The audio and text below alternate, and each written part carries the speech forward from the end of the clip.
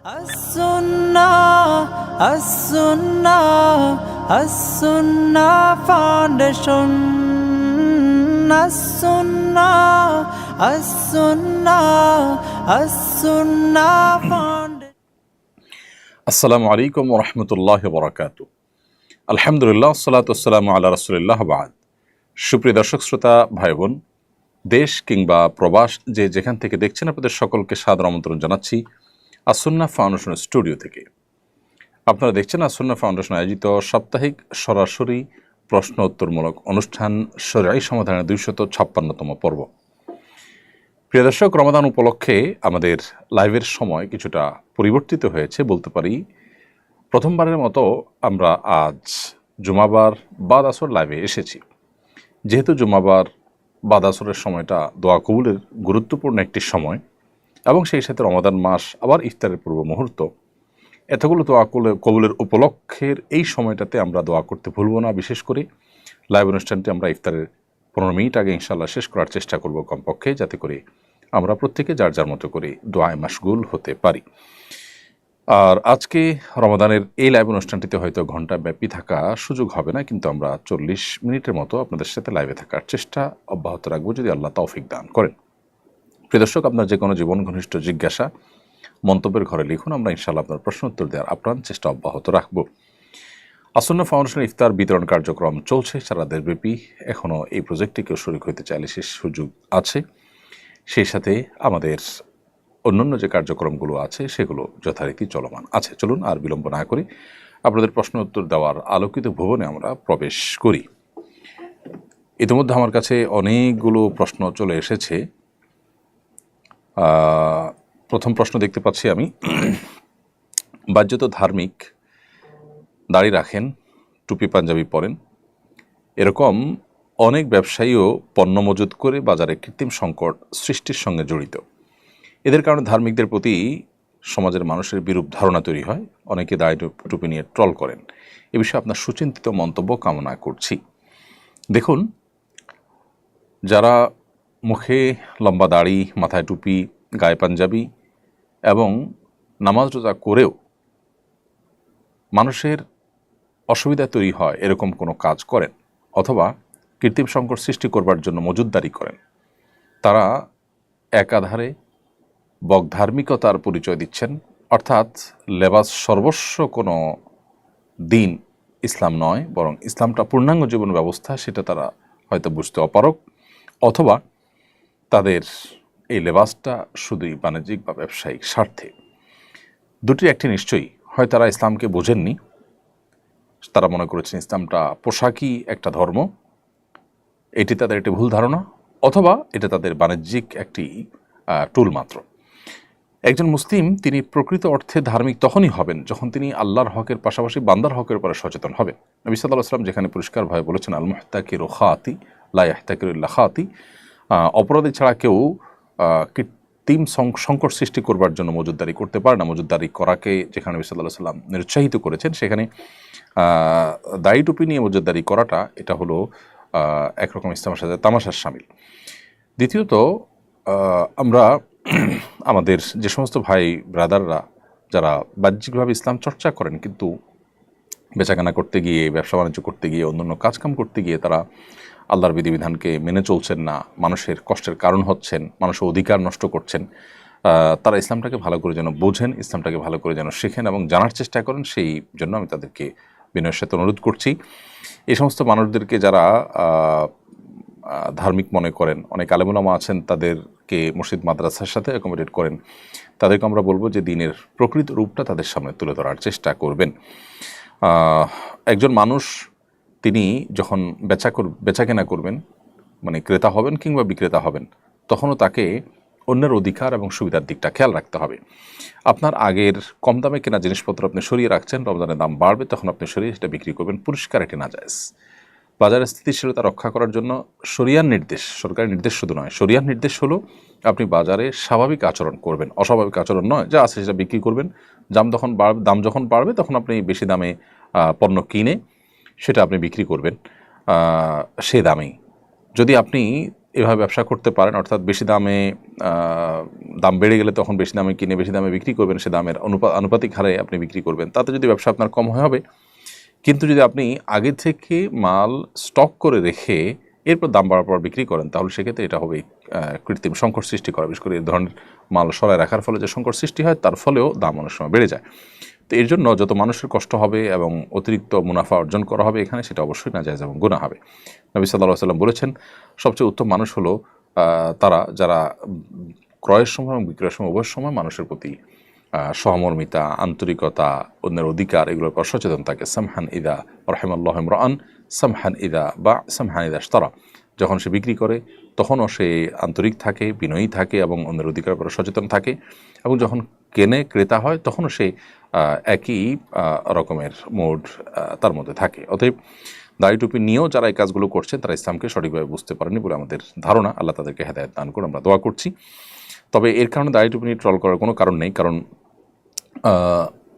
বড় টাকার নোট সাধারণত জাল হয়, ছোট টাকার নোট জাল হয় না।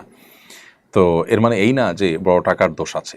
দাড়ি টুপি লাগালে মানুষ ভালো মনে করবে, কারণ দাড়ি টুপিওয়ালা মানুষ সাধারণত ভালো হয়ে থাকে। অতএব লেবাস যদি কেউ ধারণ করে এটা তার ত্রুটি, লেবাসের ত্রুটি না, বিধায় লেবাস নিয়ে ট্রল করাটা অবশ্যই অনুচিত। এরপর ইসলাম আইডি থেকে আপনি লিখেছেন, যদি কোনো নারী পুরুষ জেনা করে বিবাহের আগে আল্লাহর কাছে তওবা না করে পরবর্তীতে বিবাহ করে, তাহলে তাদের বিবাহ বৈধ হবে কিনা? কোন নারী পুরুষ জেনা করার পর তওবা করা ছাড়া আল্লাহর কাছে তওবা করা ছাড়া তারা যদি বিবাহ করেন, তো তাদের বিবাহ বৈধ হয়ে যাবে সন্দেহাতীতভাবে। কিন্তু এই যে তওবা করলো না, সেজন্য তারা আগের গুনাহের জন্য আল্লাহর কাছে দায়ী থেকে যাবেন। সো তারা সে গুনাহের জন্য আল্লাহর কাছে তওবা করতে হবে, ইস্তেগফার করতে হবে, দায় মুক্তি আল্লাহর কাছে তারা আশা করতে হবে, কামনা করতে হবে। গুনাহটাকে যে কোনোভাবে আল্লাহর কাছ থেকে মাফ চেয়ে নিতে হবে, কিন্তু অ্যাট দ্য সেম টাইম তাদের যে বিয়েটা বিশুদ্ধ হয়ে যাবে। রমজানের দিনের বেলা হোটেল খোলা রাখা নিয়ে বিতর্ক চলছে। কেউ হোটেল খোলা রাখাকে রমজানের গাম্ভীর্যের বিরোধী বলছেন, আবার কেউ বলছেন অমুসলিম, মুসাফির, শিশু, ঋতুবতী নারীদের জন্য হোটেল খোলা রাখা উচিত। এই বিষয়ে আপনার ব্যাখ্যা জানতে চাই। দেখুন, বাংলাদেশের আবহমান কাল থেকে চলে আসা কালচার এটি। এদেশের সংখ্যাগরিষ্ঠ মানুষ মুসলমান, আর মুসলমানদের মধ্যে বেশিরভাগ মুসলমানরাই রোজা রাখেন, অর্থাৎ সমাজের প্রায় সবাই রোজা রাখে। সীমিত সংখ্যক মানুষ যারা অমুসলিম কিংবা যারা শিশু কিংবা নারী, ঋতুবতী নারী কিংবা মুসাফির আছেন, তাদের জন্য শরিয়া রোজা রাখার বাধ্যবাধকতা রাখেনি এবং তারা রাখেনও না। যার ফলশ্রুতিতে তাদের অধিকার বিবেচনা করে যদি হোটেল খোলা রাখা হয় এবং সেখানে রোজাদার ব্যক্তি যিনি আসলে দিনের বেলায় পানাহার থেকে বিরত থাকার চেষ্টা করছেন, তার চোখের সামনে খাবার তুলে ধরা নিশ্চয়ই তার যে মূল্যবোধ সেটার প্রতি অশ্রদ্ধা করার শামিল। সেই জায়গা থেকে হোটেল খোলা রাখা মৌলিকভাবে কোনো নাজায়েজ বিষয় নয়, বিশেষ করে যখন মুসাফির, শিশু, ঋতুবর্তী নারী এবং অমুসলিম অন্যদের কথা চিন্তা করা হবে, তখন হোটেল খোলা রাখা দোষের কিছু নয়। বাংলাদেশের মানুষরা দিনের বেলায়, বেশিরভাগ মানুষরাই, মুসলমানরাই দিনের বেলা হোটেল খোলা রাখাটাকে ভালোভাবে দেখে না, এবং এটা কেউ এখানে বল প্রয়োগ করতে আসেনি, বরং স্বপ্রণোদিত হয়ে এই কালচার বাংলাদেশে যুগ যুগ ধরে চলে আসছে। স্বপ্রণোদিত কালচার এবং স্বপ্রণোদিতভাবে মানুষ এটি করে রোজাদারদের প্রতি শ্রদ্ধা রেখে। কারণ একজন মানুষ রোজা রেখে দিনের বেলায় পানাহার করাকে তিনি গুনাহ মনে করছেন, আল্লাহ নির্দেশের কারণে তিনি খাচ্ছেন না, পানাহার করছেন না, সেখানে তার সামনে লোভ হতে পারে সেভাবে করে খাবার গুলাকে ওপেন তার সামনে তুলে ধরা, এটা তার যে আপনার মূল্যবোধ বা তার যে বিশ্বাস সেটার সাথে কিছুটা সাংঘর্ষিক হয়। সেজন্য স্বপ্রণোদিত এটি চলে আসছে। অতএব এই কালচারকে আমি চাপিয়ে দেওয়া কোনো কালচার তো বলতে পারি না। সো এটাকে যারা বিরোধিতা করছেন, তারা আমি মনে করি যে তারা যে কালচারাল ওয়ার বা কালচারাল বা সাংস্কৃতিক যুদ্ধ সেটা তারা চাপিয়ে দিতে চাচ্ছেন, একটা সংঘর্ষ তৈরি করতে চাচ্ছেন অহেতুক। আমি যতটুকু জানি বাংলাদেশের বিভিন্ন প্রান্তে হোটেল, চায়ের দোকান, বিভিন্ন কিছু খোলা থাকে, একটু পর্দা দিয়ে রাখা হয় যাতে করে রোজাদার যারা আছেন তাদের জন্য অসুবিধা তৈরি না হয়। তাছাড়া যারা অসুস্থ ব্যক্তি, তাদের তো রোজা না রাখার সুযোগ আছে, তারা সেখানে পানাহার করবেন, অন্য কেউ দেখে তাদের প্রতি ধারণা পোষণ করবে না যে তারা মুসলমান হয়ে রোজা রাখেননি। তাহলে পারপাস তো সার্ভ হয়ে গেল। এখানে আলোচনার ইস্যুটা কেন তৈরি হলাম ঠিক বুঝলাম না। দোকান খোলা থাকছে, বিশেষ করে ট্যুরিস্ট স্পটগুলোতে, যেখানে যেখানে আপনার যাদের রোজা রাখার সুযোগ আছে তাদের অপশন আছে। অমুসলিমদের প্রধান এরিয়াগুলোতে রোজা আপনার হোটেল খোলা রাখলে তারা খেলে, এটা নিয়ে মুসলমানরা কেউ তো খারাপভাবে দেখেও না, বলেও না। কোনো মুসলিম রোজার মাসে দিনের বেলায় তিনি হোটেল খোলা রেখে যদি খান, তাহলে আজও পর্যন্ত কোনো মুসলমান তাকে খারাপভাবে দেখেনি, বলেও নি। সো আমি মনে করি যে এখানে রোজা রেখে রোজার মাসে হোটেল গণহারে খোলা রাখার যে দাবি সেটা অবান্তর। যে দেশের 70-80% মানুষ রোজা রাখে সে দেশে আপনার দিনের বেলা রমজান মাসে হোটেল খোলা রাখার দাবি তোলাটা কোনোভাবে যৌক্তিক নয়। তবে অবশ্যই যে সমস্ত এলাকাতে বা কিছু কিছু হোটেল খোলা রাখা অসুস্থ ব্যক্তি বা অন্যান্যদের কথা চিন্তা করে সেটা সঠিক আছে, এবং সেটাকে বাধা দেওয়া গণহারে সেটা আবার অযৌক্তিক হবে। সম্প্রতি ঢাকা বিশ্ববিদ্যালয়ে এক ব্যক্তি এক নারীকে যথাযথভাবে ওড়না পরার কথা বলে ভাইরাল হয়ে যায়। বিষয়টা নানা ধরনের বিতর্ক তৈরি করে। পুরো বিষয়টা আপনি কিভাবে ব্যাখ্যা করবেন? দেখুন, পুরো ঘটনা, ওড়নাকাণ্ডের পুরো ঘটনার অ্যাকচুয়াল চিত্র কী ছিল সেটা আমি নিজেও জানি না, এবং আমার মনে হয় যে নিরপেক্ষ তদন্তের মধ্য দিয়ে পুরো ঘটনার প্রকৃত রহস্য বা এক্স্যাক্টলি তিনি কি বলেছেন, কতটা দোষ করেছেন না আদৌ করেননি, সে বিষয়গুলো ফুটে উঠবে। আমাদের দেশে আমরা এ ধরনের ঘটনাগুলোতে বিশেষ করে দেখি যে এক শ্রেণী মানুষ অতি উৎসাহী হয়ে তারা এগুলোকে বেশ ফুলিয়ে ফাঁপিয়ে প্রকাশ করেন। এটা আমাদের অতীত অভিজ্ঞতা থেকে বলছি। টিপকাণ্ডের কথা নিশ্চয়ই আপনাদের মনে আছে। টিপকাণ্ডে সেই পুলিশ সদস্যকে বরখাস্ত করা হয়েছে, সামাজিকভাবে তাকে হেনস্থা করা হয়েছে, হেয় করা হয়েছে, তার মানহানি হয়েছে। কিন্তু তদন্তের রিপোর্ট পরবর্তীতে বলেছে যে না, তিনি নির্দোষ সাব্যস্ত হয়েছেন। তাহলে এই যে তার নামে মিথ্যাচার করা হলো, জাস্ট একটা দাড়ি বিশিষ্ট মানুষ হওয়ার কারণে তার তিলকে তাল বানিয়ে প্রচার করে তার চাকরিচ্যুত করা হলো, মানসম্মান নষ্ট করা হলো, তার চাকরি ফিরে দেওয়া বা মানসম্মান ফিরে দেওয়ার কোনো স্কোপ কি আদৌ তৈরি হয়েছে? আদৌ কি সে কাজটি করা হয়েছে? আমরা কি সমাজের যে মানুষগুলো তাকে দোষী সাব্যস্ত করেছি, কালপ্রিট বানিয়েছি, তারা কি তার কাছে সরি বলেছি? দেখুন, এই অতীত অভিজ্ঞতা একটি দুটি নয়, অনেক অভিজ্ঞতা রয়েছে যে অভিজ্ঞতাগুলো দ্বারা বোঝা যায় যে নারীঘটিত যদি ইস্যুগুলোকে তিলকে তাল বানানোর একটা প্রচেষ্টা আমাদের দেশে আছে। এই ছেলে কতটা কি বলেছে আমরা জানি না, আমি ছেলেকে নির্দোষ বলছি না। আবার একই সাথে তাকে যেভাবে তুলোধনা করা হচ্ছে সে আসলে এটার কতটা উপযুক্ত না উপযুক্ত আমি জানি না। তার দু একটা সাক্ষাৎকারের দু একটা ওয়ার্ড আমি যতটুকু জানি খুবই বাজে ওয়ার্ড তার মুখ থেকে বের হয়েছে, এটা পরবর্তীর কথা। আমি মূল ঘটনার কথা বলছি যে সেখানে কী ঘটেছে আমরা জানি না। তো এই ছেলের অ্যাপ্রোচ যদি ত্রুটি থাকে, তাকে নাসিহা করা যেতে পারে, তাকে শাসন করা যেতে পারে। সে দোষ করলে তার দোষের বিচারও হতে পারে, সন্দেহাতীতভাবে সেটি হওয়া উচিত। কিন্তু একই সাথে বিচার বিশ্লেষণ ছাড়া গণহারে একটা মানুষকে দোষী সাব্যস্ত করা, বিশেষ করে যখন দাড়ি বিশিষ্ট কেউ হয়, আর বিপরীতে যখন নারী থাকে তখন নারীকে চোখ বন্ধ করে ভিকটিম বানিয়ে ফেলা, এটা আমাদের সেটা কমন কালচার। গাড়ি অ্যাক্সিডেন্ট হলে যেরকম গায়ে নিচে চাপা পড়া মানুষটাকে চোখ বন্ধ করে ভিকটিম বানানো হয় আর ড্রাইভারকে চোখ বন্ধ করে দোষী সাব্যস্ত করা হয়, সব সময় যে এমনটি নাও হতে পারে, বরং অনেক সময় গাড়িতে চাপা পড়া মানুষটারই দোষ থাকতে পারে, ড্রাইভারের দোষ নাও থাকতে পারে। এই জিনিসটা আমরা বেমালুম ভুলে যাই। তো এই জন্য আমি আশা করব এ বিষয়ে যথাযথ তদন্ত হয়ে তারপর উপযুক্ত দোষী ব্যক্তিকে বিচারের মুখোমুখি করা হবে। আর দাওয়াতি কাজ যে যুবক করেছেন, তিনি দাওয়াতি কাজ করার প্রক্রিয়াতে যদি কোনো ভুল করে থাকেন, পদ্ধতিতে ভুল করে থাকেন, তো অবশ্যই সেখান থেকে অন্যদের শিক্ষা নেওয়া উচিত যে দাওয়াতি কাজ সঠিকভাবে করতে হয়, না হলে তার লাভের চাইতে ক্ষতি বেশি হয়। কিন্তু একই সাথে আমি পুরো বিষয়টাকে তদন্ত করে তারপরে প্রকৃত দোষী সাব্যস্ত হলে তার বিচারের দাবি করছি। এবং আমি যতটুকু জানি তিনি জামিনে মুক্ত হয়েছেন।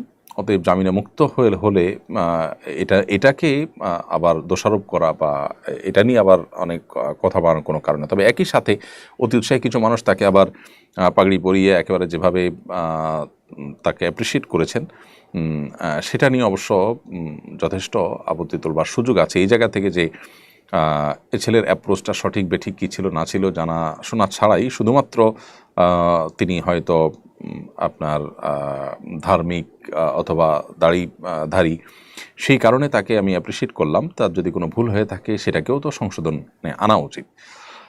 তো আমার মনে হয় পুরো বিষয়টা তদন্ত করে প্রকৃত চিত্রটা তুলে ধরা দরকার। তার আগ পর্যন্ত অন্তত কাউকে ভিকটিম আর কাউকে দোষী সাব্যস্ত করাটা এটা ইটসেলফ আর একটা মব জাস্টিস হয়ে যায় কিনা। রোজা রেখে হিজামা চিকিৎসা গ্রহণ করা যাবে কিনা? রোজা রেখে হিজামা চিকিৎসা করতে পারবেন। নবী করিম সাল্লাল্লাহু আলাইহি ওয়াসাল্লাম রোজা রেখে হিজামা চিকিৎসা নিয়েছেন, সেই জায়গা থেকে আপনি রোজা রেখে হিজামা চিকিৎসা করতে পারবেন। ফাহিমা খাতুন আপনি লিখেছেন, কালকে আমাদের এক্সাম আছে, রোজা রেখে কি নকল করা যাবে? ইন্না লিল্লাহি ওয়া ইন্না ইলাইহি রাজিউন। এমনিতেই তো নকল করা গুনাহের কথা। একজন ইমানদার, একজন মুসলমান তিনি পরীক্ষা নকল করতে পারেন না, এটা গুনাহ, আল্লাহ তাআলা আমাদের জন্য হারাম করেছেন। সেখানে রোজা রেখে রমজান মাসে সেটি করলে তার অপরাধের ভয়ভীতি আরও বেশি হবে, সন্দেহাতীতভাবে রোজার সম্মান নষ্ট হবে।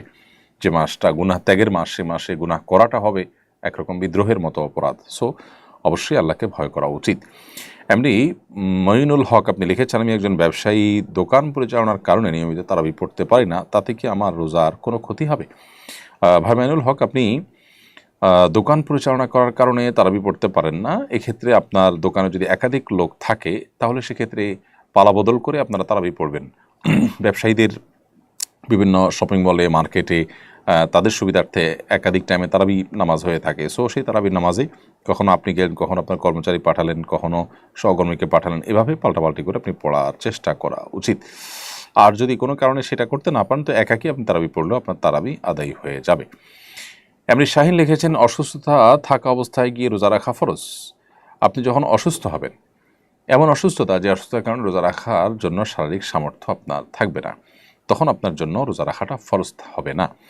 আর যদি আপনি অসুস্থতাটা এমন হয় যে সহনশীল পর্যায়ে থাকে এবং আপনি অসুস্থতার মধ্যে রোজা রাখতে পারেন, জাস্ট একটু কষ্ট হবে এটুকু, তাহলে আপনার রোজা রাখা কর্তব্য।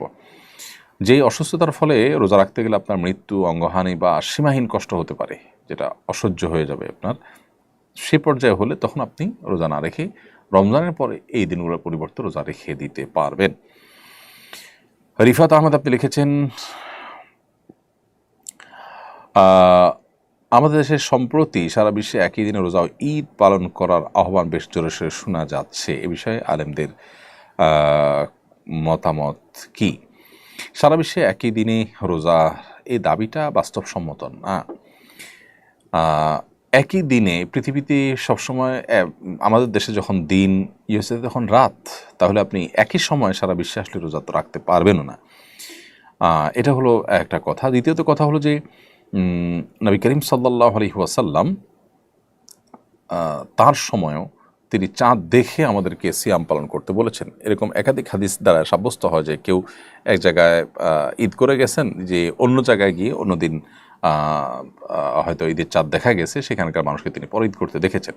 আসসামু ইয়াওমা ইয়াসুমুন নাস ওয়াল ফিতরু ইয়াওমা ইফতিরুন নাস, তিনি বলেছেন যে যেদিন সবাই রোজা রাখবে সেদিন তোমরা রোজা রাখবে, যেদিন সবাই ইফতার করবে সেদিন তোমরা ইফতার করবে, অর্থাৎ ঈদ করবে। তো এখানে চাঁদ দেখা যাওয়ার উপরে নির্ভর করে এই আমলটি করতে হবে। আপনার সমাজে, আপনি যে দেশে আছেন সে দেশে 99% মানুষ আকাশে চাঁদ দেখে রোজা রাখে। নবী সাল্লাল্লাহু আলাইহি ওয়াসাল্লাম বলেছেন, সুমুলির রুইয়াতি ওয়া আফতিরুল রুইয়াতি, তোমরা রোজা রেখো চাঁদ দেখে, আবার ইফতার করবে চাঁদ দেখে। সো আমরা চাঁদ দেখব, পৃথিবীর অন্য কোন প্রান্তে চাঁদ উঠেছে না উঠেছে এটা দেখে যদি আমাকে রোজা রাখতে হয়, তাহলে যখন এই টেকনোলজি ছিল না বা থাকবে না, তখন মানুষ কী করবে?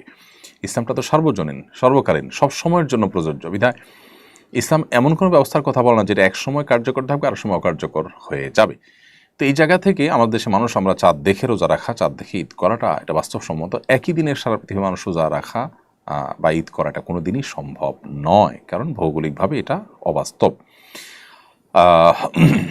ধরুন সৌদিতে যখন সন্ধ্যা 7টায় চাঁদ দেখা যাবে, নিউজিল্যান্ডে তখন রাত 4টা বাজবে। এখন বলুন, সেই রাত 4টা বাজা পর্যন্ত তারা কি অপেক্ষা করবেন? এবং চাঁদ রাত 4টা চাঁদ দেখার সংবাদ পাওয়ার পর তারা কীভাবে তারাবি পড়বেন, কীভাবে সারিখা রোজা রাখবেন? তারা চাকরি করে অন্যান্য দেশেও তারা আমল করেন। তো সে আমলটাকে উড়িয়ে দেওয়ার মতো নয়, দুইটাই একাডেমিক মত পার্থক্যপূর্ণ আমল। কিন্তু বাংলাদেশে যেখানে ঐক্যবদ্ধ আছে মুসলমানরা বাংলাদেশে আকাশে চাঁদ দেখে তার রোজা রাখার ব্যাপারে, এখানে বৈশ্বিক ঐক্য সৃষ্টি করার জন্য আঞ্চলিক অনৈক্য সৃষ্টি করার কোনো যৌক্তিকতা থাকতে পারে না। এরপরের প্রশ্ন হলো, ইদানিং আইনশৃঙ্খলা পরিস্থিতির অবনতি লক্ষ্য করা যাচ্ছে, বিভিন্ন স্থানে ছিনতাই, ধর্ষণের খবর শোনা যাচ্ছে, এইসব ঘটনার প্রতিরোধের উপায় কি? দেখুন, আমরা মব জাস্টিস বা আইন হাতে তুলে নিতে নিষেধ করি, আবার একই সময় প্রচুর পরিমাণ আইনশৃঙ্খলা পরিস্থিতি অবনতি দেখা যাচ্ছে। সাধারণ মানুষ ক্ষিপ্ত হয়ে এ ধরনের অপরাধে যারা জড়িত হচ্ছে তাদেরকে গণধোলাই দিচ্ছে, তাদেরকে পিটুনি দিচ্ছে, কোনো কোনো ক্ষেত্রে মানুষ মারা যাওয়ার ঘটনা ঘটছে। তো কি করা উচিত? প্রথম কথা হলো যে আইনের শাসন যখন দুর্বল থাকে তখন এই ধরনের পরিস্থিতি তৈরি হয়। সাধারণ মানুষ, আমি বলছি না যে তারা লেজ গুটিয়ে বা হাত পা গুটিয়ে তারা বসে থাকবে বাসায়, বরং এ ধরনের পরিস্থিতিতে সাধারণ মানুষ স্বপ্নদিত হয়ে বিভিন্ন এলাকায় অপরাধীদেরকে শনাক্ত করা, তাদেরকে ধরা, এটার জন্য তারা উদ্যোগ নিতে পারেন। বিশেষ করে মসজিদ ভিত্তিক উদ্যোগ হতে পারে, যে মসজিদের এলাকাতে মুসল্লিরা নিজেরা ভাগ ভাগ হয়ে পাহারাদারি করলেন দিনে রাতে, কারা এ সমস্ত করছেন তাদেরকে ধরে আইনের আওতা নিয়ে আসা। তারা যদি ধরপাকড় করে পুলিশে সোপর্দ করেন তাহলে সেক্ষেত্রে বিচারের মুখোমুখি হতে পারে এবং অনেকটা আতঙ্কিত হয়ে যাবে অপরাধীরা যখন সবাই সতর্ক হবে। আমার মনে হয় এটা আশু সমাধান। আর স্থায়ী সমাধান তো সন্দেহভাবে আমাদের আইনের যে শাসন সেটাকে শক্তিশালী করে। একটা দেশ অস্থিতিশীল হলে আমরা সবাই ক্ষতিগ্রস্ত হব। সেই জায়গা থেকে আমাদের সবারই উচিত দায়িত্বশীল আচরণ করা। আর যদি আইন হাতে তুলে নেওয়ার মতো ঘটনা ঘটে তাহলে যেটা হবে যে আজকেই কোনো একটা পত্রিকা দেখলাম যে কোনো দম্পতি তারা কোনো একটা রিসোর্ট বা এরকম কিছু কুয়াকাটার দিকে সম্ভবত সেখান থেকে তারা বের হয়েছেন এবং তাদেরকে অবৈধ সম্পর্ককারী মনে করে গণপিটুনি দেওয়া হয়েছে। পরবর্তীতে জানা গেল তারা স্বামী স্ত্রী, তাদের কথাই তাদেরকে শুনতে দেওয়া হয়নি এবং তাদের কথা বিশ্বাস করা হয়নি। তো এইভাবেই সবাই যদি যার যার মতো করে বিচার করা শুরু করি আমরা, বা সবাই যদি আইন হাতে তুলে নিই, তাহলে সেক্ষেত্রে অনেক অনভিপ্রেত ঘটনা ঘটবে এবং বিশৃঙ্খল হবে। এই জন্য আইনশৃঙ্খলা পরিস্থিতির অবনতিতে আমরা এলাকায় পাহারাদারির ব্যবস্থা করতে পারি স্বপ্রণোদিত হয়ে। এতে আমরা সওয়াব লাভ করবো, আল্লাহর কাছে আজরের আশায় করলে আমরা আজর পাবো, বিনিময় পাবো ইনশাআল্লাহ। সেই সাথে এটার একটা আশু সমাধানের পথ হতে পারে। প্রিয় দর্শক, দেখতে দেখতে অনুষ্ঠানে আমরা ছোট্ট একটা বিরতিতে যাওয়ার সময় হয়েছে। বিরতির পর আবার ফিরে আসবো, আশা করছি আমাদের সঙ্গে থাকবেন ইনশাআল্লাহ তাআলা। সুন্নাহ ফাউন্ডেশন মসজিদ কমপ্লেক্স ও ইসলামিক সেন্টার একটি লালিত স্বপ্ন। ইনশাআল্লাহ শিক্ষা, সেবা ও দাওয়া সহ ফাউন্ডেশনের বহুবিধ কার্যক্রমের কেন্দ্র হবে এই কমপ্লেক্স। ঢাকার নতুন বাজারের অদূরে কেনা জমিতে শীঘ্রই নির্মাণ কাজ শুরু হবে ইনশাআল্লাহ। সাদাকায়ে জারিয়ামূলক এই প্রকল্পে শরীক হতে পারেন আপনিও। বিরতির পর আবারও আপনাদেরকে স্বাগতম জানাচ্ছি শরীর সমাধান অনুষ্ঠানে। আমরা বিরতির আগে অনেকগুলো প্রশ্ন উত্তর দিয়েছি। এই মুহূর্তে আমি যে প্রশ্ন দেখতে পাচ্ছি সেটি হলো, বাংলাদেশের কিছু কিছু এলাকায় একদল লোক সাহারির সময় রাস্তায় হেঁটে হেঁটে কাওয়ালি গেয়ে সাহারির জন্য ডাকেন। তরুণরা এই ধরনের কাজে উৎসাহ বোধ করেন, এলাকার মানুষরাও একে উপভোগ করেন। এভাবে ডাকাডাকিকে আপনি কীভাবে দেখছেন? যদি খালি গলায় কাওয়ালি গান, তার গানের কথার ভিতরে খারাপ কিছু না থাকে, তাহলে মৌলিকভাবে গাওয়া দোষের নয়। আর এভাবে ডাকাডাকিতে মাইকে আপনার যে উচ্চস্বরে ডাকাডাকি হয়ে থাকে সেটার তুলনায় এটা সহনীয় এবং এটাতে যারা রোজা রাখবেন না, অন্য ধর্মাবলম্বী কিংবা অসুস্থ ব্যক্তি কিংবা ঋতুবতী নারী বা শিশু, তাদের যে খুব বেশি ডিস্টার্ব হয় তাও না। কারণ খালি গলা এই ধরনের কাওয়ালি গাওয়া হোক বা কোনো তেলাওয়াত করা হোক, এগুলো খুব বেশি উচ্চ আওয়াজ সৃষ্টি করে না, যার কারণে এটাতে আমি দোষের কিছু দেখছি না। তবে যদি এটা অন্যের কষ্টের কারণ হয় বা অনেকে মিলে সম্মিলিতভাবে বেশ জোরসোরে আপনার আওয়াজ করেন এবং ওনাদের ইবাদতে ব্যাঘাত সৃষ্টি হয়, তাহলে সেক্ষেত্রে এটা পরিত্যাজ্য। দেখতে হবে যে এটার মাত্রাটা কী এবং কী পদ্ধতিতে করা হচ্ছে। মৌলিকভাবে যদি মাত্রাজ্ঞান মাথায় রেখে এবং মিউজিক ছাড়া এটা করা হয়, তাহলে সেক্ষেত্রে নাজায়েজ হওয়ার কোনো কারণ নেই। দেলোয়ার হোসেন পনি আপনি লিখেছেন, রোজা রেখেও অনেকে নামাজ পড়ে না, তাদেরকে নামাজে নেওয়ার জন্য কি করা যায়? বেনামাজি রোজাদারের রোজা হবে কিনা? রোজা রেখেও যদি কেউ নামাজ না পড়েন তার ওটা দুর্ভাগ্যজনক, কারণ রোজার চাইতে নামাজের গুরুত্ব অনেক বেশি। যিনি রোজা রাখছেন তিনি ইসলামের এটার গুরুত্বটা বুঝতে পেরেছেন, কিন্তু নামাজের গুরুত্বটা তিনি বুঝলেন না। তাকে নামাজের গুরুত্বটা বোঝানো উচিত এবং নামাজের গুরুত্ব সম্পর্কে তাকে পুস্তক পড়তে দেওয়া, কোনো লেকচার শুনতে দেওয়া অথবা কাউন্সেলিং করা, এটা উচিত। সেই সাথে এটাও সঠিক যে নামাজ না পড়েও তিনি যে রোজা রাখছেন তার রোজাটা হয়ে যাবে, কিন্তু নামাজ না পড়ার কারণে গুনাহ হবে অনেক বেশি। ব্যাপারটা এরকম যে কেউ পাগড়ি পরেছেন কিন্তু তার পরনে লুঙ্গি নেই, তো পাগড়ি পরার সওয়াব পেলেও লুঙ্গি না পরার যে গুনাহ, ভয়াবহ কবিরা গুনাহ, সেটা হবে। পাগড়ি পরে যে সওয়াব পাবে, লুঙ্গি না পরে তার চাইতে বেশি গুনাহ হবে। অতএব রোজা হয়তো হয়ে যাবে, কিন্তু তার নামাজ যে পড়লে না, তার জন্য তিনি অনেক বড় দায়ী থাকবেন আল্লাহর কাছে। আমার উপরে জাকাত ওয়াজিব হয়েছে কিনা, কিভাবে নিশ্চিত হবো? জাকাত হিসাব করার পদ্ধতি জানতে চাই। আসুন্নাহ ফাউন্ডেশন ওয়েবসাইটে জাকাত ক্যালকুলেটর আছে, আপনি www.asunnahfoundation.org সেখানে গেলে জাকাত ক্যালকুলেটর পাবেন। আপনি সেই ক্যালকুলেটরে ক্লিক করে আপনার সহায় সম্পত্তির বিবরণ দিয়ে আপনি নিজেই আপনার জাকাতের হিসাব বের করতে পারবেন। আশা করছি যে এটা আপনার জন্য সহায়ক হবে। এছাড়া যদি আপনার জাকাত বিষয় সুনির্দিষ্ট কোনো প্রশ্ন থাকে, তাহলে আমাদের অফিসে, আসুন্নাহ ফাউন্ডেশনের অফিস টাইমে ফোন দিলে ইনশাআল্লাহ উলামা ইকরাম আপনাকে উত্তর দিবেন। এরপরে আইএফ এইচপি HF এই আইডি থেকে আপনি লিখেছেন রোজার মাসে রোজা রেখে চায়ের দোকান চালানো যাবে কি না। অন্য ধর্মাবলম্বী বা বেরোজগার যারা আছে, অসুস্থ আছে, তাদের কাছে চা বিক্রি করলেন, আপনি তাদের জন্য চায়ের দোকান খোলা রাখেন, এটা নাজায়েজ নয়। কিন্তু আপনি যদি রোজাদার বা আপনার মুসলিম কিন্তু ইচ্ছাকৃত রোজা রাখছে না শরীয়গ্রাহ্য ওজর ছাড়া, তাদের মধ্যে চা বা অন্যান্য নাস্তা খাবার ইত্যাদি বিতরণ করেন বা ডিস্ট্রিবিউশন করেন বা তাদের কাছে বিক্রি করেন, তাহলে সেক্ষেত্রে আপনি একজন গুনাহগার মানুষকে গুনাহের কাজ করতে সহযোগিতা করছেন। সেজন্য এটা আপনার জন্য শরীয়ত দৃষ্টিকোণ থেকে নাজায়েজ কাজ হবে। ফারিয়া তানি আপনি লিখেছেন আমার প্রায় 20 দিনে বেশি মাসিক চলছে, আমি কি নামাজ পড়তে পারবো, আমার কি রোজা হবে? বোন ফারিয়া, আপনার পূর্বের অভ্যাস যতদিন ছিল ততদিন মাসিক হিসাবে বিবেচ্য হবে, এরপরে বাকি সময়টা আপনি অসুস্থতা হিসাবে গণ্য করে নামাজ পড়বেন।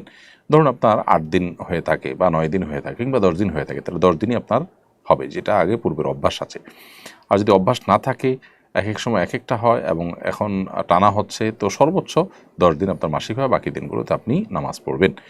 ইমরান ইসলাম আপনি লিখেছেন রমজানের আগে কালেকশন করে রমজানে ইফতার বিতরণ করলে কি রমজানের সওয়াব পাবো? রমজানে আপনি ইফতার বিতরণের কাজ করছেন, সেজন্য আপনি সওয়াব পাবেন, কিন্তু টাকা কালেকশন করেছেন রমজানের আগে, তাহলে যারা রমজানের আগে টাকা দিয়েছেন তারা রমজান মাসের দানের সওয়াবটা তো নিশ্চয়ই পাবেন না, যেহেতু দানটা করেছেন রমজানের আগে। যদি এমন হয় যে তিনি কাউকে দায়িত্ব দিয়েছেন রমজানে ব্যয় করার জন্য, তাহলে ইনশাআল্লাহ রমজানের সওয়াব তিনি পাবেন। অর্থাৎ ইফতারটা রমজানে হবে, এখন আমি ডোনার, আমি কালেক্টরকে দিলাম যে তুমি এই টাকাটা নাও, রমজানে ইফতার করাবে, তাহলে ইনশাআল্লাহ আমি রমজানে দানের সবটাই পাবো, কারণ আমার টাকাটা ইমপ্লিমেন্ট বা খরচ হচ্ছে রমজান মাসে, টাকাটার খরচ হচ্ছে, ব্যয় হচ্ছে রমজান মাসে, আমার চাহিদা পূরণ হচ্ছে রমজান মাসে, সব পাওয়া যাবে আশা করা যায়। কিন্তু কেউ যদি রমজানের আগেই দান করেছেন, সেটা দিয়ে যিনি টাকা রিসিভ করেছেন তিনি রমজানে ব্যবহার করেছেন, তাহলে দানকারী সব পাবেন না, কারণ তিনি রমজানে দান করার জন্য দেন নাই। তো সাধারণত ইফতারের জন্য টাকা কালেকশন করলে তো দাতা রমজানে খরচ হবে সেটা জেনেই দেন, তো সেটা জেনেই যদি দেওয়া হয় ইনশাআল্লাহ তিনি রমজানে দানের সওয়াব পাবেন। শাহিনা রিমি লিখেছেন যদি কারো স্বর্ণ 10 ভরি হয়ে থাকে তাহলে কি পুরো 10 ভরি জাকাত দিতে হবে নাকি 7 ভরির বাড়তি অংশে জাকাত দিলেই হবে? বোন শাহিনা, 10 ভরির হলে তাকে 10 ভরির পুরাটুকুরি জাকাত দিতে হবে, 7.5 ভরির উপরে হলে তখন সবটুকুর জাকাত দিতে হয়, শুধু অতিরিক্ত অংশের নয়, বরং পুরোটারই জাকাত দিতে হবে 2.5% হারে, বিক্রয় মূল্য থেকে 2.5% হিসাব করে বের করে জাকাত দিতে হবে বছরে একবার। এমডি আবুল হাসান আপনি লিখেছেন তাড়াতাড়ি বা তাড়াহুড়ো করে তারাবির নামাজ পড়া যাবে কিনা? তাড়াতাড়ি বা তাড়াহুড়ো করে তারাবির নামাজ পড়া একেবারে অনুচিত, এটা তারাবির যে মান, গুণগত মান, সেটাকে নষ্ট করে দেয়, এটা আমাদের উচিত নয়। বরং আমাদের উচিত হবে তারাবি ধীরস্থিরতার সাথে পড়া। সাহাবা একরাম তারাবি পড়তে পড়তে পুরো রাত প্রায় পার করে দিতেন, অথচ আমরা অনেকে হুলস্থুল করে এবং তাড়াহুড়ো করি। তারাবির নামাজের সবচেয়ে বড় বৈশিষ্ট্যই হলো যে এটা ধীরে ধীরে পড়া হবে, অথচ আজকাল আমরা উল্টোটা করি। এমডি সবুজ আলী আপনি লিখেছেন আমি একজন সিঙ্গাপুর প্রবাসী, রোজা রাখা আমার পক্ষে কঠিন হয়ে যায়, পরবর্তীতে আমি যদি কাজা করি তাহলে হবে কিনা? দেখুন, আপনি জাস্ট কাজের অজুহাতে রোজা না রাখার সুযোগ নেই। যদি এমন হয় যে আপনি যেখানে আছেন সেখানে রোজা রাখতে আপনার কঠিন হয়, তাহলে আপনার সেই জায়গা পরিবর্তন করা দরকার, সেই চাকরি পরিবর্তন করা দরকার, সুইচ করা দরকার, যাতে করে আপনি রোজা রাখার মতো পরিবেশে যেতে পারেন। আপনি সামান্য একটু রুটি রুজির জন্য ফরজ রোজা রাখতে পারছেন না, এরকম জায়গায় নিজেকে আপনি নিয়েছেন, তো এটা আপনার জন্য অনুচিত কাজ। যদি এমন হয় যে সাময়িক সমস্যা, এই মুহূর্তে পারছেন না, সেখানে যৌক্তিক শরিয়া গ্রাহ্য কোনো ওজোরের কারণে, তাহলে সেটা গ্রহণযোগ্য হতে পারে, পরবর্তীতে রোজাগুলো রেখে দিলে হবে। মোহাম্মদ শাফিয়ার রহমান আপনি লিখেছেন রোজা রাখা অবস্থায় হাত কেটে যদি রক্ত বের হয় তাহলে কি রোজা থাকবে? ভাই শাফিয়ার রহমান, রোজা রেখে যদি হাত কাটা যায় এবং হাত পা শরীরে যে কোনো অঙ্গ প্রত্যঙ্গ কাটা যাক, তাতে রক্ত বের হোক, তাদের রোজার ক্ষতি হবে না, রোজা হয়ে যাবে ইনশাআল্লাহ তাআলা। এমডি দেলোয়ার হোসেন সরকার লিখেছেন আমি বিদেশে যাব, বিদেশে যাওয়ার জন্য মেডিকেল টেস্ট করলে কি রোজা ভেঙে যাবে? মেডিকেল টেস্টে সাধারণত যেটি হয়ে থাকে, ব্লাড বা ইউরিন স্যাম্পল কালেকশন করা হয়, এক্স রে করানো হয়, এগুলোর কারণে রোজা ভাঙবে না। যদি কখনও এরকম কোনো মেডিকেল টেস্ট হয় যে মুখের ভিতর দিয়ে আপনার পাকস্থলিতে কোনো মেশিনপত্র ঢুকিয়ে টেস্ট করা হয়, তাহলে সেক্ষেত্রে সেটি কথা ভিন্ন। বাকি সাধারণ যে মেডিকেল টেস্টগুলো আছে, রক্ত নেওয়া, পেশাব নেওয়া বা আপনার এক্স রে করা, আইসিজি করা, এগুলো কোনোটার কারণে রোজা ভাঙবে না। মিস্টার কামাল ব্যাপারী আইডি থেকে আপনি লিখেছেন গ্রামের কিছু মানুষ আজানের পরও সাহারি খায়, তাদের রোজা হবে কিনা? ফজরের আজান যদি সুবে সাদিক হওয়ার পরপরই হয় সাধারণত, তারপর যদি সাহারি খায় তাহলে সে রোজা হবে না। কারণ সুবহ সাদিকের পরে সারি খেলে সে রোজা হয় না। আল্লাহ সুবহানাহু ওয়া তাআলা বলেছেন, কুলু ওয়াশরাবু হাত্তা ইয়াতাবাyyানা লাকুমুল খাইতুল আবয়াদু মিনাল খাইতিল আসওয়াদি মিনাল ফাজরি। আল্লাহ বলেছেন তোমরা পানাহার করো কতক্ষণ, যতক্ষণ পর্যন্ত সাদা আভা এটা কালো আভা থেকে পৃথক হয়ে না যায়। সাদা আভা বলতে সুবহ সাদিক, তো আজান হয় সুবহ সাদিক হওয়ার পর, অতএব ফজরের আজান হয়ে গেছে তারপরেও যদি খায় কেউ, তার রোজা হবে না।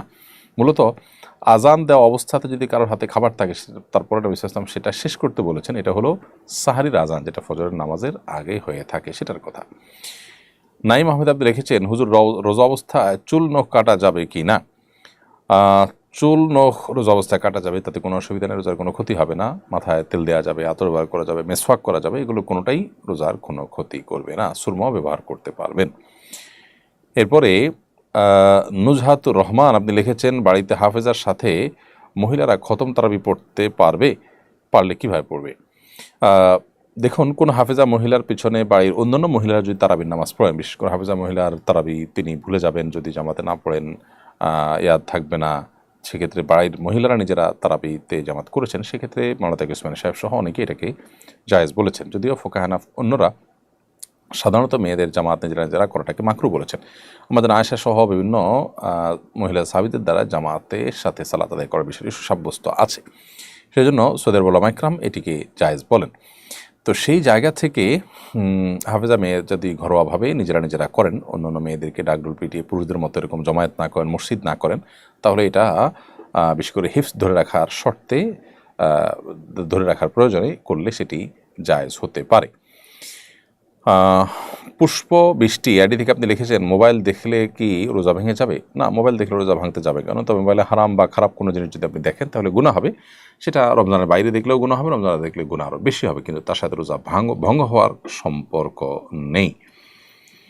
এরপরে জান্নাতুন নাইমা মিম আপনি লিখেছেন, আমি 9 মাসের গর্ভবতী, আমার পানি ও খাবার সময় মতো খেতে হয়, আমি কি রোজা রাখতে পারবো? বোন মিম, আপনার পানি এবং খাবার যদি নিয়মিত খেতে হয়, পান করতে হয়, এবং এটা না করলে আপনার গর্ভস্থ সন্তানের ভয়াবহ ক্ষতি হতে পারে, অথবা আপনি নিজে ক্ষতিগ্রস্ত হয়ে যেতে পারেন, এরকম আশঙ্কা হয়, অর্থাৎ শারীরিক অবস্থা এত বেশি ক্রিটিক্যাল হয়, তাহলে সেক্ষেত্রে আপনার জন্য রোজা না রাখার স্কোপ আছে। কিন্তু এটা আপনাকে নিশ্চিত হইতে হবে দিনদার এবং অভিজ্ঞ ডাক্তারের মাধ্যমে। যে ডাক্তার দিনদার না, যিনি রোজার গুরুত্ব বোঝেন না, তিনি হয়তো বলবেন যে না, এটা আপনাকে করতে হবে। এই জন্য দিনদারিতাও বুঝেন, আবার ডাক্তারিও বুঝেন, এরকম ডাক্তার যদি আপনাকে পরামর্শ দেন, তাহলে সেক্ষেত্রে আপনি পানাহার করতে পারেন এবং পরবর্তীতে এই রোজাগুলো আপনি রেখে দিবেন। আর এমনি আপনার গর্ভবতী অবস্থায় পানাহার করা উচিত, বিশেষ পানি পান করা উচিত, এটা করতে পারলে ভালো হয়। কিন্তু না করলে যে আপনি মরে যাবেন, বাচ্চা মরে যাবে গর্ভস্থ, সেরকম এত সিরিয়াস কোনো ইস্যু যদি না হয়, তাহলে কষ্ট করে রোজা রাখা উচিত। প্রয়োজনে রাতেবেলা আপনি পানি এবং আহার বেশি করে গ্রহণ করলেন। এমনি আবুবকর সিদ্দিক লিখেছেন, যদি ওয়াক্তের আগে আজান দেওয়া হয় তাহলে কি আজান আবার দেওয়া লাগবে? ওয়াক্তের আগে আজান দিলে সে আজান তো হবে না, কারণ আল্লাহ তাআলা বলেছেন, ইন্না সলাতা কানাত আলাল মুমিনিনা কিতাব মাওকুতা, নিশ্চয় নামাজ ইমানদারদের নির্দিষ্ট সময় পড়াটাকে অপরিহার্য করা হয়েছে। সো সময়ের আগে যদি আজান দেওয়া হয়, সে আজান কিন্তু আজান হিসাবে গণ্য হবে না, ওই ওয়াক্তের আজান হিসাবে গণ্য হবে না, বিদেশে আজানটা ওয়াক্ত হওয়ার পর আবার দেওয়া দরকার। এমনি মুস্তাফিজুর রহমান লিখেছেন, রোজার মধ্যে সুগন্ধি বা আতর ব্যবহার করলে কোনো রোজার ক্ষতি হবে কিনা? না, রোজা রেখে আতর বা সুগন্ধি ব্যবহার করতে কোনো সমস্যা নেই। এমনকি সুরমা, মাথায় তেল, শরীরে কোনো লোশন ইত্যাদি ব্যবহার করতে কোনো অসুবিধা নেই। তানভীর খান লিখেছেন, রোজা রেখে কি ফ্রি ফায়ার গেম খেলা যাবে কিনা? কোনো প্রকার গেমসই রোজা রেখে খেলা উচিত নয়, কারণ এটা অনর্থক কাজ। ইমানদার এমনিতেই অনর্থক কাজ থেকে বিরত তাকে থাকতে হবে। আল্লাহ বলেছেন, সফল মুমিনদের বৈশিষ্ট্য হলো ওয়াল্লাযীনা হুম আনিল লাগবি মুআরিদুন, যারা অনর্থক অহেতুক কাজ থেকে বিরত থাকবে। এই যে গেমস খেলা, এটা অনর্থক কাজ, যে কাজের কোনো সুফল ওই কাজে রত ব্যক্তি পায় না, যার কারণে এটা একজন ইমানদারের সাথে যায় না। সেখানে ফ্রি ফায়ার এবং পাবজি গেম ইত্যাদির মধ্যে আরও অন্যান্য নাজায়েজ ইয়েগুলো থাকার কারণে, উপাদানগুলো থাকার কারণে এগুলো এমনিতেই খেলা না যায় এবং গুনাহের কথা। সেখানে রমজান মাস যদি করা হয়, তাহলে সেক্ষেত্রে সেটা আরও বেশি ভয়াবহ। রোজা রেখে যদি এটা করে কেউ, রোজা হয়ে যাবে, কিন্তু রোজার গুণগত মান নষ্ট হবে এবং রোজার সওয়াব এর মধ্যে নিশ্চয়ই ঘাটতি দেখা দিবে। মোশাররফ হোসেন আপনি লিখেছেন, ইফতারের সময় পরিবারের সবাই মিলে হাত তুলে মোনাজাত করতে পারবে কিনা? ইফতারের সময় দোয়া কবুল হয়, সবাই যার যার মতো হাত তুলে দোয়া করলেন, কিন্তু যদি কোনো একজন হাত তুলে দোয়া করেন আর কেউ পরিবারের সদস্যরা আমিন বলেন সাথে, কাকতালীয়ভাবে এরকম হয়ে যায়, মিলে যায়, অসুবিধা নেই। কিন্তু এটাকে যদি সিস্টেম পরিণত করা হয় যে এভাবেই তারা করবেন, এটাকে তারা সুন্নাহ মনে করেন বা এটাকে পদ্ধতি মনে করেন, তাহলে সেটা ভুল হবে, বেদাতের দিকে চলে যেতে পারে এটা একসময়। কারণ কোনো আমল যখন সম্মিলিত বা ঐক্যবদ্ধ কোনো ফরম্যাট শরীর ঠিক করে দেয় না, তখন আমরা কোনো একটা ফরম্যাটে সেটাকে ঠিক করে নেওয়া উচিত নয়। তবে দোয়াটা এটা মূলত গোপনে এবং কেঁদে কেঁদে আল্লাহ করতে বলেছেন, ওদের রব্বকুম তাদের খুফিয়া। তবে হ্যাঁ, পরিবারের ছোটো সদস্যদের, বাচ্চা কাচ্চাদের শেখাবার উদ্দেশ্যে বড়রা জোরে জোরে দোয়া করলেন, তার সাথে তারা শরীক হলো, সেটা হতে পারে শিক্ষার উদ্দেশ্যে। এরপরে IFHF এআইডি থেকে আপনি লিখেছেন, এই রমজান মাসে কোন কোন আমল বেশি বেশি করা যায়? সবচেয়ে বেশি করার চেষ্টা করবেন হলো গুনাহ থেকে বেঁচে থাকার আমল, কোনো গুনাহ যেন না হয় চেষ্টা করবেন। কোরআন তেলাওয়াতটা বেশি বেশি করার চেষ্টা করবেন এবং সে সাথে দোয়াটা বেশি বেশি করার চেষ্টা করবেন, সাদাকা এবং দানটা বেশি বেশি করার চেষ্টা করবেন। এমডি শিমুল হোসেন লিখেছেন, আমাদের মসজিদের ইমাম সাহেব খুব দ্রুত তারাবির নামাজ পড়ান, এটা কতটুকু শরীয়সম্মত? আমরা একটু আগে উত্তর দিয়েছি, আশা করি সেই প্রশ্নের মধ্যে আপনি উত্তর পেয়ে যাবেন। তারাবি খুব দ্রুত নামাজ পড়ানো উচিত নয়, ধীরে স্থিরতার সাথে তারাবি পড়ানো দরকার। এমডি ফখরুল ইসলাম লিখেছেন, তারাবির নামাজ 4 রাকাতের পরপর বিশেষ একটি দোয়া পড়া হয়, এটা পড়া জরুরি কিনা? না ভাই ফখরুল ইসলাম, তারাবির নামাজের 4 রাকাতের পরপর যে দোয়া পড়া হয় এটার সাথে আসলে তারাবির কোনো সম্পর্ক নেই এবং এটা হাদিস দ্বারা সাব্যস্ত নয়। এটা মূলত 4 রাকাত পরপর যে বিরতি দেওয়া হয় এটা মূলত রেস্টের জন্য দেওয়া হয়। সো ওই টাইমে দোয়া পড়া, কেউ জিকির করতে পারে, কেউ চুপ থাকতে পারে, কিন্তু নির্দিষ্ট ফরম্যাটে যে দোয়া পড়া হয় সুবহানাল মুলক ওয়াল মালাকুতে, এগুলোর কোনো ভিত্তি কোরআন হাদিসে কোথাও নেই। মোহাম্মদপুরে এক নারী পাবলিক প্লেসে ধূমপান করেন, এক ব্যক্তি বিষয়টির প্রতিবাদ করেন, বিষয়টাকে একদল মানুষ নারী নিগ্রহ হিসাবে আখ্যা দেন। প্রসঙ্গে স্বরাষ্ট্র উপদেষ্টা জানান, পাবলিক প্লেসে নারী পুরুষ কারো ধূমপান করা উচিত নয়। বক্তব্যের প্রেক্ষিতে এক শ্রেণীর মানুষ স্বরাষ্ট্র উপদেষ্টার পদত্যাগ চান। পুরো বিষয়টাকে ধর্মীয় সমাজ তত্ত্বের আলোকে ব্যাখ্যা করবেন বলে আশা করি। দেখুন, নারীবাদ নিয়ে অতিরিক্ত আপনার যদি কচলানো হয়, তাহলে সেক্ষেত্রে মানে একটা ভালো জিনিসও কিন্তু খারাপে পরিণত হবে, যেটা আমাদের সমাজে বিভিন্ন ইস্যুতে আমরা দেখি যে হচ্ছে। যেখানে একজন ধূমপায়ীকে প্রকাশ্যে ধূমপান করছেন, পাবলিক প্লেসে কেউ প্রকাশ্যে ধূমপান করলে সেটা তো ইটসেলফ একটা অপরাধ। দ্বিতীয়ত হলো, আপনি যখন রোজাদারদের আনাগোনা আছে এরকম জায়গায় ধূমপান করছেন, তাহলে একজন মানুষ তিনি পান আহার করবেন না, ধূমপান করতে চান না, তাহলে তার রোজার কী অবস্থা হবে? তাকে আপনি ক্ষতি করছেন। তো এই জায়গা থেকে এটা তো অন্যায় সন্দেহাতীতভাবে।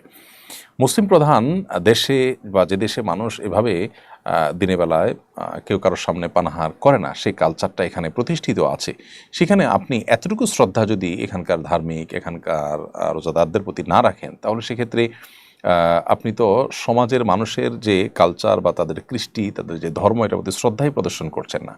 তো এই ধরনের অশ্রদ্ধা প্রদর্শনকারী মানুষ যারা আছে, তারা সমাজকে নানা সময় ছোটোখাটো ইস্যুকে অনেক বড় করে তারা অস্থিতিশীলতার দিকে নিয়ে যায়। স্বরাষ্ট্র উপদেষ্টা খুব সঠিকই বলেছেন এবং এক্ষেত্রে স্বরাষ্ট্র উপদেষ্টাকে আমাদের সমর্থন করা কর্তব্য। এবং যারা সীমা লঙ্ঘন করছেন, সমাজের খুবই সীমিত সংখ্যক মানুষ, তারা আমি আশা করব যাদের বোধোদয় হবে যে তারা কেউ যদি রোজা না রাখেন, সেটা একান্ত তার ব্যাপারে তিনি আল্লাহর সাথে বুঝবেন, কিন্তু প্রকাশ্যে অন্য রোজাদারদের সামনে অন্তত তিনি এই কাজটি করতে পারেন না। এটা তাদের যে রোজা, সেটার প্রতি অশ্রদ্ধার শামিল এবং রোজা রেখে তিনি পানাহার বর্জন করা তার জন্য ফরজ কর্তব্য করেছেন, আপনি তার সেই কর্তব্যে বাধা দিচ্ছেন, কোনো অবস্থাতে এটা গ্রহণযোগ্য হতে পারে না।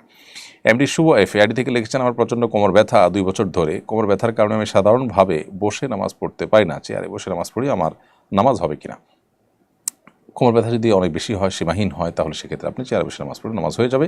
তবে যেটুকু দাঁড়াতে পারেন সেটুকু আপনার দাঁড়ানোর চেষ্টা করা উচিত। উইলিয়াম ওয়ার্ডসওয়ার্থ এই আদি থেকে আপনি লিখেছেন,